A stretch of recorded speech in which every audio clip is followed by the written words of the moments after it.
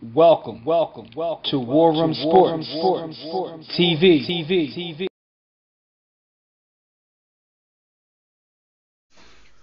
War Room Sports is brought to you by Audible.com. Download a free audiobook of your choice by going to audibletrial.com/warroomsports. And you've been doing this for years and you ain't killing shit. You whack, go and shoot yourself, Don Cornelius. DNA is in the building. What's up, Yo. man? What's Yo, up? How what are you? up? All right. Killed that verse, man. You killed that. Good looking. Good. Thanks for coming on the show, man. No doubt. Yeah, man. Yo, you had to kill Don Cornelius like that. That's hilarious. But anyway, Yeah, that was crazy, man. I felt bad after I said it, man. Rest in peace, Don Cornelius, man. Hey, look, real shit. Yeah, We know what you was getting at. It was a hotline. Yeah, no doubt. But let's just get right into the interview, man. First thing I want to ask you about is like your rhyme style, because I'll be honest, like I'll go back to watching battles like the early Smack DVDs, and one thing I noticed about you that a lot of Smack rappers, so to speak, aren't able to do is transition from different leagues. So with that being said, we know you're from Queens, but who influenced you on the battle scene as well as just the music scene in terms of your style as an MC? I mean, on a music note and everything, I like to say G-Unit, Lloyd Banks, Jada Kiss, Eminem, Big L, Nas, and type of, when I used to hear them back in the day, that's what made me want to spit now. And on the battle circuit, I mean, definitely Murder Mook, T-Rex, Loaded Lux. I was watching them when I was coming up, and then, I just felt like I could do it too. J Mills, yeah, no doubt. Type of dude. I heard that. What you think about Lux now and what's going on with him and him taking off everywhere? I see dude everywhere at this point. What you think about that? I mean, I think it's a great thing for Lux. You know what I mean? Like, he was gone for a minute. People was questioning if he still had it, if he could come back and, do what he's doing. He showed niggas he could do what he's doing some more. You know what I mean? He definitely elevated his game. Had a great performance against Calico. You know what I mean? It's good to see him shining, man. If anybody's coming from this culture and they doing their thing and, a lot of people's being receptive to it and they showing him love, I'm always happy, man. You know what I mean? So I'm happy to see him, doing his thing out there and people loving him. No doubt. That's what's up. DNA, this is Dev, man. So what ultimately made you decide that you just wanted to go hard and become heavy in the battle rap, in the battle rap circuit, as opposed to just solely doing studio music? I mean, it's like nowadays, with a lot of artists in New York, man, the attention ain't really on us on the music circuit. So when I was just doing music, I wasn't getting the recognition that I felt that I needed. And I seen the battle thing start becoming popular again. At this time, it was real light. Not where it's at now. And I was like, you know what? Well, I think I could do this type of shit because I'm a lyricist. I used to battle in the street. I think I could do it. And then I started doing it. And as my name started, getting more popular, I just started to get more views, get more notoriety, battle some of the top names. So that's what made me want to keep going harder. And then, a lot of that stuff started coming to me. And now it's more like a job than anything, man. Now I know I got to put on for my fans. I got to put on, just to keep everything I got going. Yo, that's interesting that you say that because we actually got a little sound clip where they were doing an intro for you before a battle that you had with Pun. P, my bad. And this is how they describe your rhyme style at the time. DNA, a relative newcomer, has been destroying everybody to perform with his lyrical ability and his delivery. Destroying them? That's what you was out there doing? I was trying to, man, definitely. There's a lot of good competition out there, but I was trying to definitely kill them. Cool. DNA, this is B. Austin, man. Glad to have you in the War Room, brother. Really respect what you do. I think that battle rapping brings an element to hip-hop that largely is missing, which is attention to lyricism. And you have to dig deep into your intellect, get in the books to be able to craft something that's special. So I appreciate that. Take us into your prep game for a battle. How long do you usually get to prepare, and what do you do to get ready to battle? As soon as they say that I'm battling, dude, I just start thinking of everything possible that I could say to him. And then I start thinking, and I keep, I'm not around too many people, really nobody.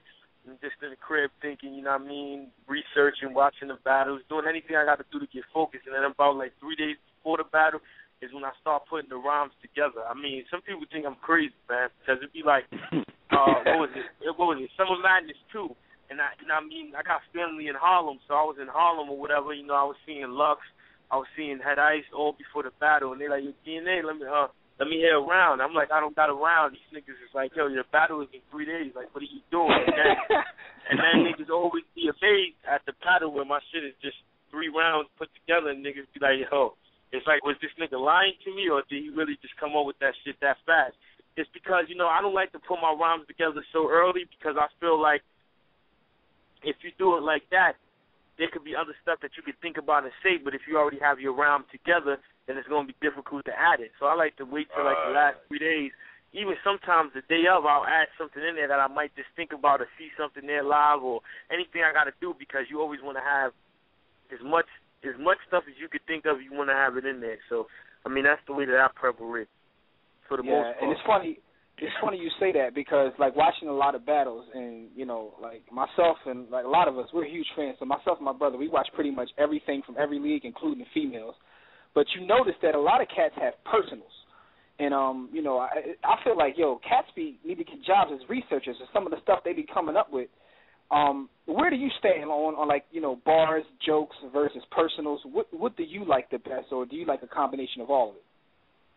Yeah, I like the combination of all of them, depending on how it's put together. Like, me, I'm a dude that can go all bars, and I'm a dude that can mix it up with the personals. But I battle depending on my opponent. Okay. Versatile. Like a dude, like a dude like Ines. Like, his personal is already out there, so I really came with him with all bars. I didn't really say nothing that nobody didn't know. I just destroyed him bar for bar. Like we Disaster. Disaster when I battled him, it was a mix of everything, because it was like a grudge match. So I felt like personals and all that type of stuff was needed, because it was on that type of level. Same thing with Tech 9. Like, it's just my tactics. Like, on certain people, I feel like you trying to be something that you're not, or you trying to act like something that you're not to the public, then if I can find something on you that proves that you're not, then I'm going to do that. Because my whole thing is all that battle with Tech 9, pulled out the papers on it. Like my whole thing is just like, when I battle somebody, I just want to change the perspective of what the viewers and what the fans think of them.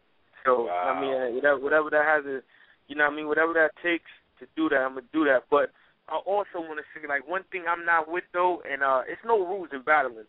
For people that don't know, some people think there's no rules. It's like, if you play ball, if you don't want to get fouled, don't play. Play football, you don't want to get tackled, just don't do it. There's no rules in it, but I got my own rules just because, like, I believe in God and certain stuff like that, even outside the ring. So I'll never talk about somebody dying.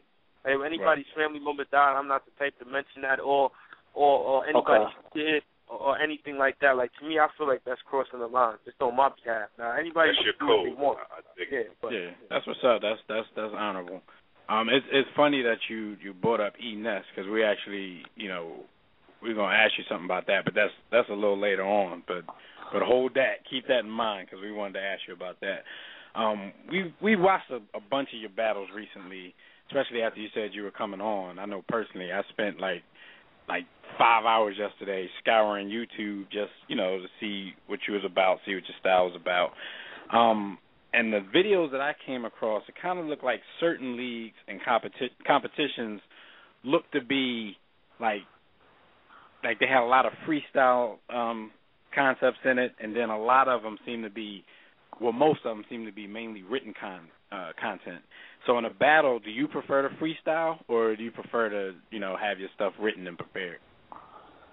I mean, like me, the funny thing about it is that I could freestyle so well, but when I found myself in the URL at first, it was almost like I just lost that element of it because everybody else was writing, and it didn't start really kicking back into me until the disaster battle. Because I'm like, yo, I'm giving these dudes an even playing field when I got one up on everybody I battle unless they are freestylers. So out the gate, I'm 1-0 because I can freestyle better than 90% of the people, or better, or at all, because a lot of them can't even freestyle. So I got that advantage on them out the gate.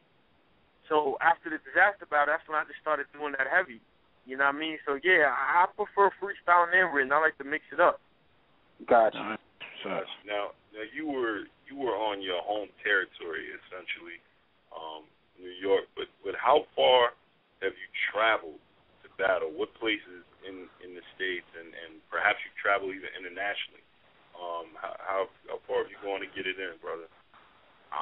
Well, I battled in Florida. I battled in Detroit. I battled in Cali. I battled in Canada. I'm trying to think. That's crazy. I battled in Canada. The next place I'm battling is London next month, and then I got a battle in Australia the month after that. So I'm about to get a few more stamps on that passport. Yeah, that's crazy. Like hip hop in general, but just like the culture of battle rap, the fact that now cats are traveling and seeing different places, all on the strength of the sport. Yeah, it's not just in the park no more. And it's good seeing that element actually, getting some notoriety, because you see a lot of BS in hip hop, and that's the stuff that the people like.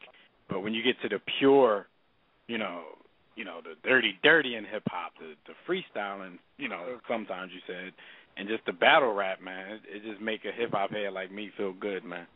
No doubt. Fans of lyrics, man. We fans of lyrics and a cerebral approach to the game. So I'm glad that this lane is expanding and getting more recognition. It deserves it, man. This shit on the radio, stuff on the radio, is killing me. Yo, I got a question for you though. Like, I just thought about this in talking to you. Do you think that because you guys are having the impact you are in the culture of hip hop in general, that more of the MCs will trying to step their bars up, so to speak, because they like, yo, these dudes are going back to lyrics. And, it's a lot of junk that a rapper spit now. Do you think you guys will have an influence on the game overall, making people step their game up? Yeah, I think so. I mean, the game has got so popular now that a lot of these dudes is watching it. So they watching us like, yo, yeah, we definitely got to step our lyrical content up because, these dudes that we watching, they own it. And, it's just the creativeness, man. So I think it brings something new to the game, man. Like, you know what I mean? It's not battling how it used to be and shit. So it's a lot more creative. It's a lot more thought out. It's a lot more take time, So I definitely think it elevates the game in hip-hop. Yeah. It's funny that he said that, Jimmy, because that's exactly what I was thinking about before he said it. When I was watching a lot of the YouTube footage, you see a lot of mainstream rappers chilling in the crowd watching the battles. So it's like, they can't. I just can't believe that they could just sit there and see these dudes spitting bars like this and being so lyrical, and not think about the kind of content that they're putting out on the mainstream. Like they gotta feel aware. But that takes a real lyricist though. You know what I mean? Like Like I don't know. Like I know some dudes that are listening to something and just still feel like, my shit is 80 times better. I'm the type of dude where, I hear a track, I hear a nigga spit a battle rhyme, I'm around somebody spitting, whether it's they known or not. If I hear some shit that's hot, or that might be hotter than my shit at the time, it's definitely gonna. It'll inspire you. Yeah, like okay, let me step my shit up. You know what I mean? But some people don't think like that. So you know what I mean?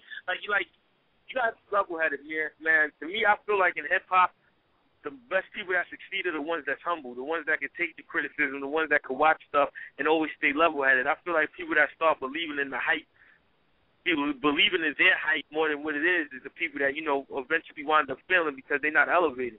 Like, you gotta understand, even though you're doing great, it's a lot that you can improve to get better.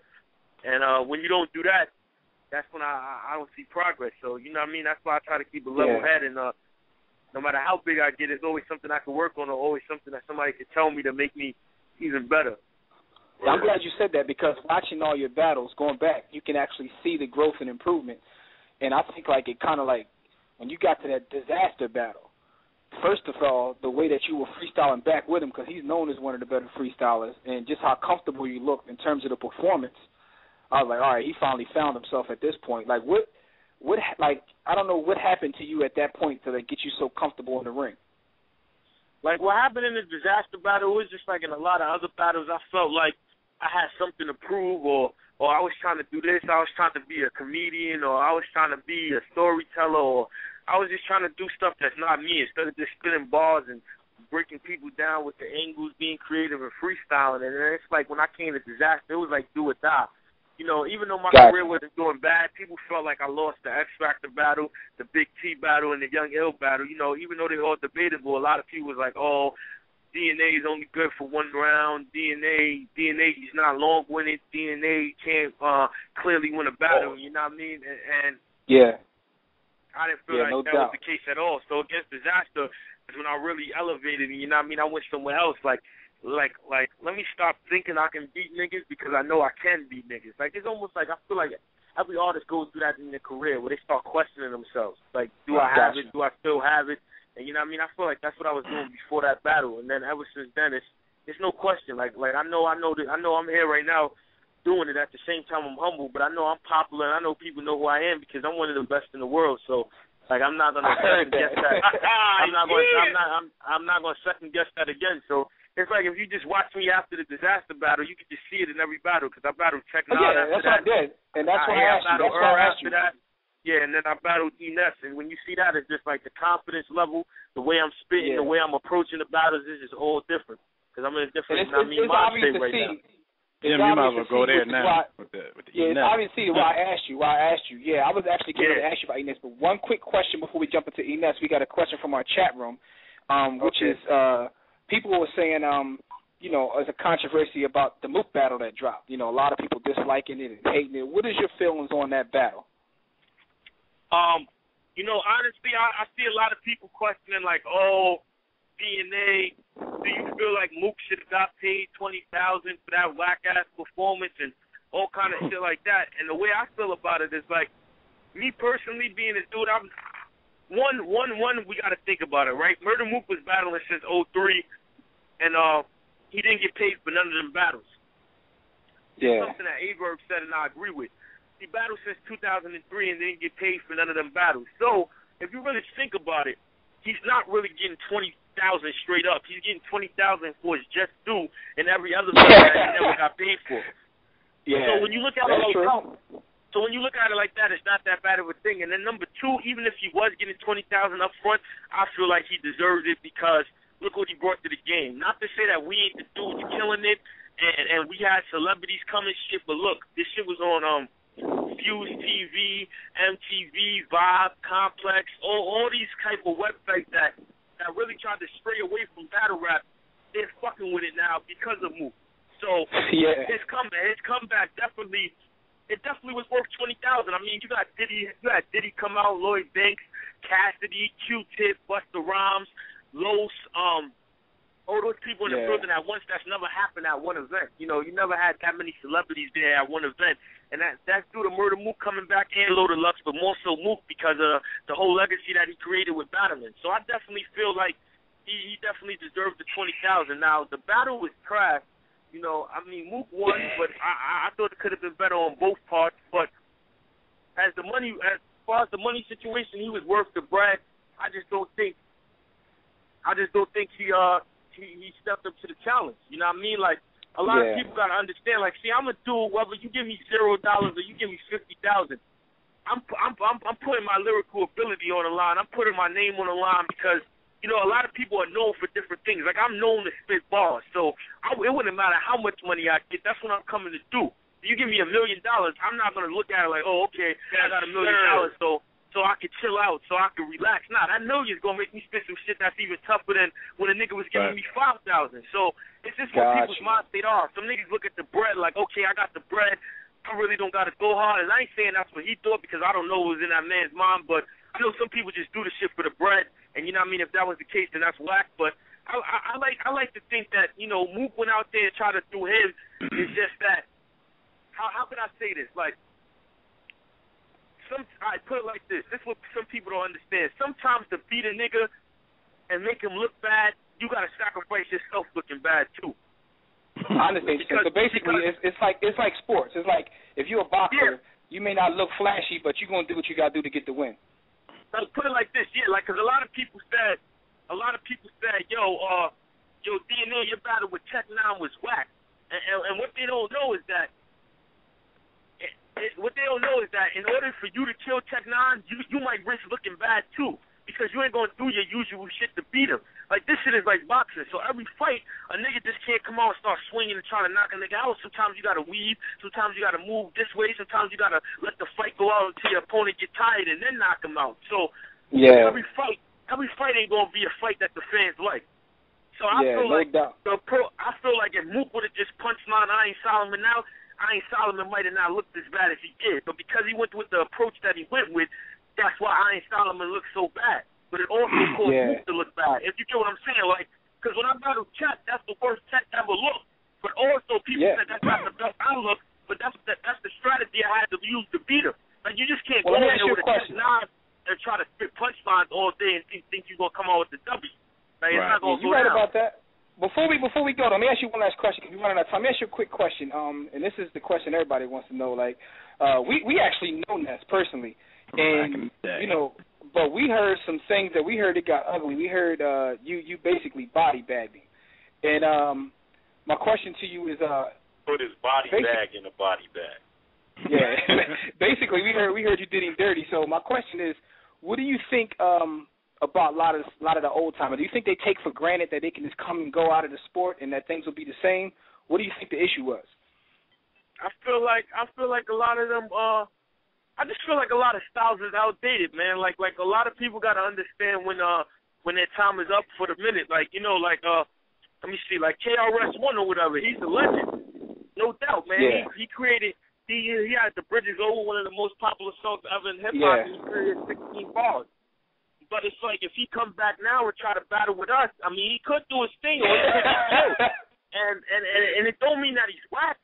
It just means like his time is up. Like everybody got their hour. You know, one day I'm gonna have mine, but you know, there's some people don't got it no more. That's what I feel like. And what you think about the last question is like, because speaking of what you just said, the whole cannabis situation. Like, I know you were there. How embarrassing was it? Man. Yeah. We got to get him on some sports before you go. How I feel about what? I said, how embarrassing was it, like, being in the building when cannabis did what he did? Oh, no, that was like one of the worst things ever to see, man. That was crazy, yo. I don't know, man. I think cannabis is one of them niggas that did it for the bread. I don't even think he tried. Hey, Dev, you want to ask some last question before we get out of here, Dev? Yeah, let's go. I mean, because we kind of see where the art of the battle rap is going. I mean, the whole thing is growing. You know, the leagues are popping up. That's what's up. We definitely got to see where you're at with your sports, though. I mean, who you root for in the NFL? Because we only got like 2 minutes left, so we want to see who your squad is and what you think they're going to do this year in the National Football League. I mean, I'm going with the Giants, man. You think they're gonna repeat? Nah, I don't know if they're gonna do a repeat, but I'm just riding with them because it's New York. You know what I mean? Heard that. All right, one last thing. Knicks or Brooklyn at this point? I mean, I'm from Queens, so I still got to ride with the Knicks, man. Till we get a Queens team, I can't. You know what I mean? I'm still a Knicks fan. They would have made they would have made the Queens Nets. I'd have been the Queens. I would have been a Nets fan, but you know what I mean? I ain't from Brooklyn. All right. Well, tell our people how to get in touch with you or get any of your music. I see you got the clothes popping off. How can they get in touch with you? Twitter.com/DNA_GTFOH. Facebook /DNA GTFOH. And for features and bookings, book DNA now at gmail.com. That's the way you can get in touch with me. All right, man. That's what's up because we're running out of time. So we definitely got to do this again because we got to get you. We got to get you in here to talk a little bit more on the sports tip. But we ran out of time this time. We appreciate you coming on, man. We wish you luck in everything you do. You know what I'm saying? In the battle circuit, in the studio. You know what I'm saying? Whatever you do and whatever you're trying to do. You know what I mean? The war room is behind you, man. Yeah, man. Support the approach, man, and keep killing them. No doubt. All right, thanks, homie. Man. All right. All right, take it easy. Kuwait, it's the war room with 5 nights at the round table. 5 Philly guys, diversified and educated.